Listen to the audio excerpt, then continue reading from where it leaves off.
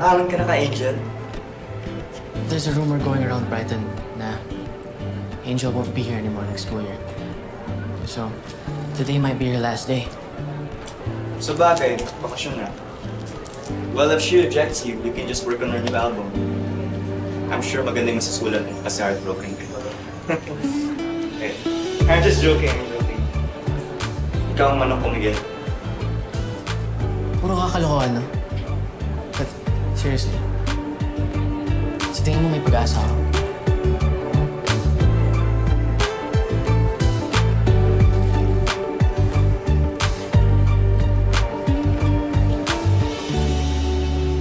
Alex?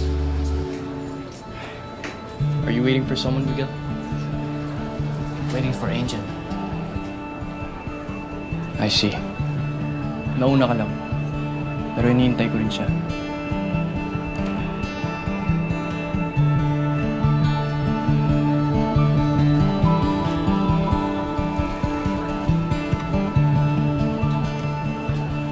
Wow! I'm not surprised. Don't tell me inaantay mo rin siya. Isa-surprise ko sana siya.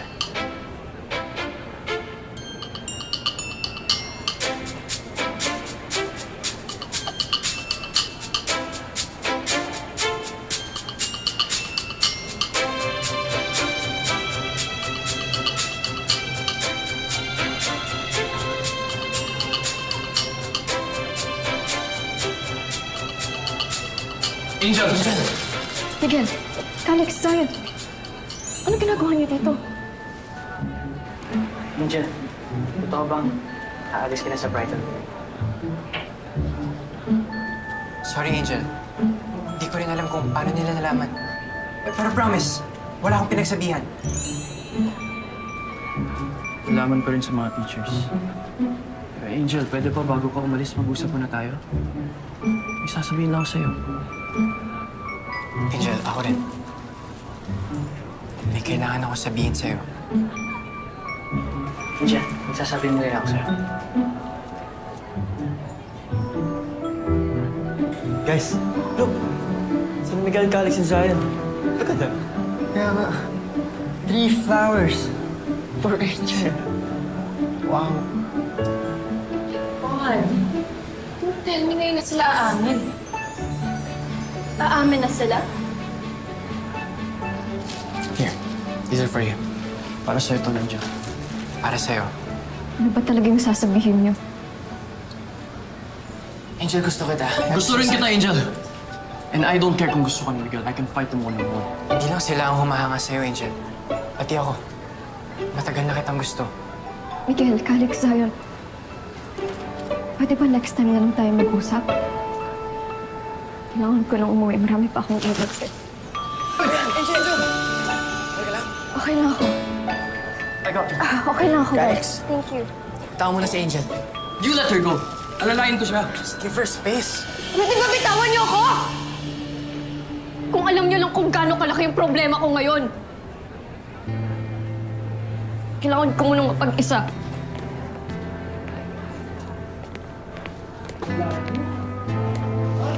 My God! Anong ginawa niyo, ha?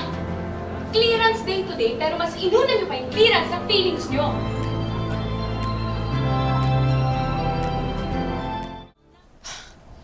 Usap-usapan na sa mga GC yung ginawa niyong pag-amin kay Angel sa harap ng office ni Ma'am Dragona. Worst confession ever? Bakit ba kasi sabay-sabay kayo umamin, ha? Na-stress tuloy si Angel. Wala na. Nangyari na, Adi. Okay? Hindi na namin mababawi. Pero pwede tayo bumawi kay Angel. I mean, is it just me? But I think there's a different reason why Angel was crying. Sabi niya, may malaki siyang problema. Zion, sinabi ba sa'yo si Angel? Anong problema ang sinasabi niya? Ang nabanggit niya lang yung pag-consider niya na mag-aaral siya abroad. Pero wala pang final decision kasi pinaprepare pa si Lolo Savi bago yung operation niya. Pero tama nga kayo. Medyo matamlay si Angel. Hindi na siya ganun kadalas mag-smile katulad ng dati. So I guess we're right. May pinagdadaanan nga si Angel. So can we all agree to give Angel some space first? No more chasing. No more grand gestures. No more surprise confessions.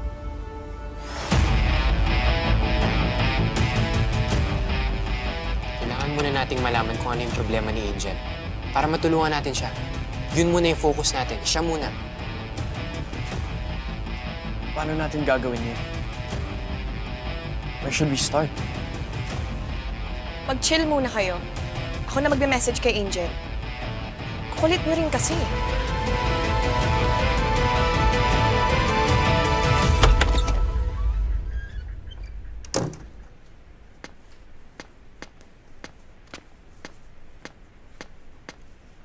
Miss Serena, excuse me po, may tawag po kayo sa landline.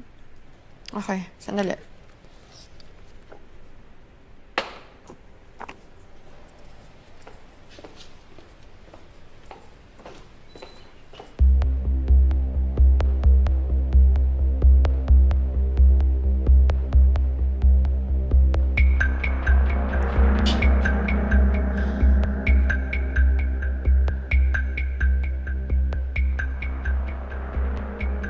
Baka sa cellphone ni Tita Serena ang way para mahanap ko si Mama Bebe. Kailangan kong ma-unlock ang phone para mabasa ang message niya. Ano kayang password? Birthday niya?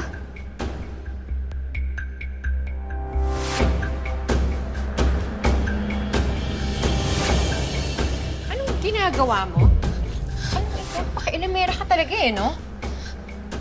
Tita Serena, pamilya niyo kami. Sarili niyong kapatid, sarili niyong tatay, pinakidnap niyo. Wala po kayong konsensya. At ikaw, wala kang utak. Isa pang maling galaw mo, ah. Sisiguraduhin kong hindi mo na makikita ang mama baby mo. May oras din po kayo. Malalaman din ni tatay lahat ng kasamaan niyo. Uy, ikaw. Lumalaban ka, ha? Nakakalimutan mo ba? Hawak ko ang pamilya mo. Ito nga dito. Ha? Napakayabang mo. Yabang ka talaga.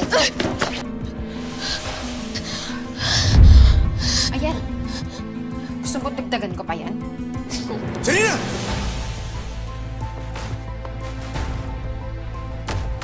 Anak! Ano nangyari? Anak? Sinaktan mo anak ko? Ang sabi ko ng totoo, sinaktan ka ba ni Serena?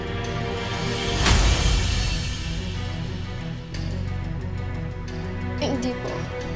Nagdala lang po ako ng pasta, nadulas lang po ako. Sugatan lang po ako ng maliit. Oo nga eh. Angel, next time mag-iingat ka. Medyo madulos talaga dito eh.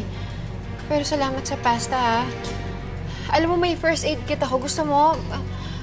Or kaya, Enrico, dali na lang natin siya sa doktor. O tumawag tayo ng doktor. Hindi na, salamat.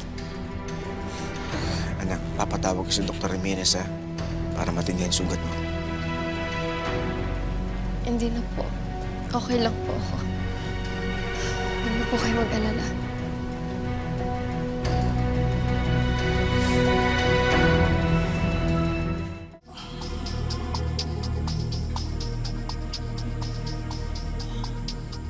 Sigurado ka ba dito, Tyrone? Detective yan. Nagturo sa aking inmate. At nirefer na rin nila ako sa isang seller sa black market. Yan yung ginamit niya sa biktima niya. And are you sure na hindi tayo sasabit dito? Huwag ka mag-alala. Hindi tayo mahuhuli. Basta ilagay mo lang lahat yung laso na yan sa inumin ni Enrico. Magmumukha lang siya na inatake sa puso. Walang magdududa at mamatay siya agad. Well, good. Bilang na ang mga araw ni Enrico. And I can't wait na matapos na ang bait-baitan ko dyan sa mansion na yan. And when Enrico dies, I'm just gonna wait for a couple of months. Tapos si Angel naman ang ipapaligpit ko. And when that happens, mapapasakin na lahat ng yaman ng mga Monteverde. Pero Serena, mag-iingat ka. Tandaan mo, maraming kakampi si Angel. Lalo na yung Miguel na yan. Huwag mo siyang mamailitin. Matalino at madiskarte si Angel. I know. I can still remember kung paano si Angel tulungan ni Miguel Miraflor na agawin yung mga clients ko sa resort noon. But this time, I have a plan. And I will make sure na walang matitirang kakampi si Angel. Lalo na yung Miguel na yan. At pagkatapos, anong plano mo sa tatay mo at saka sa kapatid mo? You know, I don't really know. Alam mo, tsaka ako naiisipin yan. In the meantime, make sure na hindi sila makakatakas.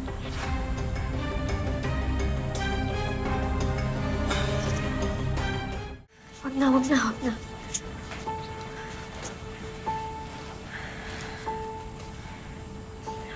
May aaminin ako sa'yo, Miguel. Miguel, hindi talaga ako okay. Si Tita Serena, sinasaktan niya ako. Ginagamit niya ako para makuha lahat ng gusto niya. Para hindi siya hiwalayan ni tatay. Si Mama Bebe. Si Lolo Savi. Tsaka si Tita Charmaine. Pinadukot niya din sila. Hawak ni Tita Serena yung buhay nila. Kapag hindi ako sumunod sa mga gusto ni Tita Serena, papatayin niya sila. It all makes sense now. Kaya pala nila ako pinapalayo sa'yo. Sinong sila? Yung Tita Serena, ma. Magkausap sila ni Dad. Gusto nila, lumayo ako sa'yo. But I can't do that. Ngayon na, nalaman ko na yung totoo. Gagawa ko ng paraan para makatulong sa'yo. Miguel, ba kung ano pang mangyari kila Mama Bebe? Sa ngayon, kailangan ko munang sumunod kay Tita Serena. Hanggat hindi ko pa sila nakikita at nami-make sure na okay pa sila. Don't worry, Angel. I understand. Remember that time sa library where you asked me to make a wish?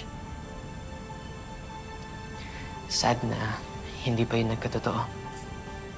Because all I wished was for you to be safe and happy. Kaya gagawa ko ng paraan para iligtas ka. Gagawa ko ng paraan para tulungan ka. Okay? I'll do everything for you, Angel. Di na ako madadala sa takot.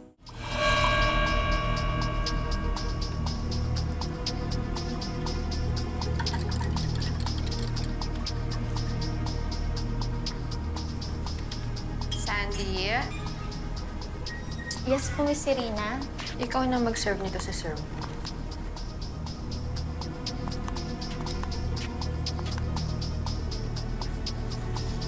Excuse me, Sir Enrico. Diyos niyo po. Sige, pakilapag mo na lang dyan. Salamat.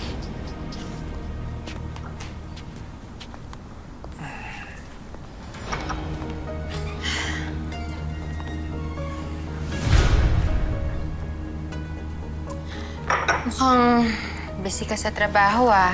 Inabot ka na ng hapon. Marami akong pinipinuman sa opisina. Ang tagal ko kasi nung pumasok. Inumin mo pa yung juice. Ginawa ko yan para sa'yo.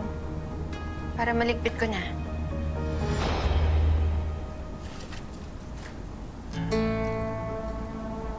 Ano ba kailangan mo, Serena?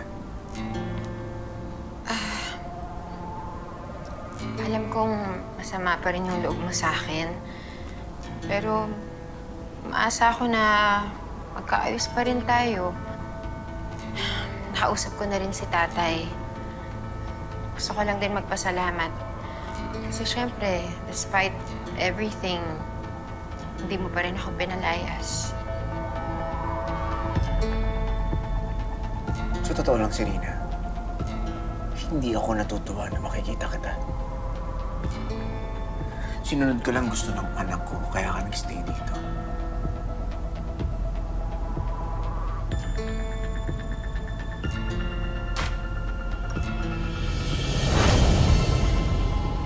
Tignan natin ngayon, Enrico, kung hanggang saan yung pagmamatigas mo. Oras na maubos mo yung juice, matutuluyan ka ng maatake sa puso. Hi, babes! Ngayong August 1 na ang You're My Favorite Song fan meet. Nakasecure ka na ba ng tickets? Kung hindi pa, make sure to check GMA Public Affairs social media pages to know more. Dahil maraming performances at freebies kagaya ng exclusive photos, stickers, at posters. Kaya tara na! Punuin natin ang SM North EDSA Skydome ng tawanan at panibagong memories. See you, babes!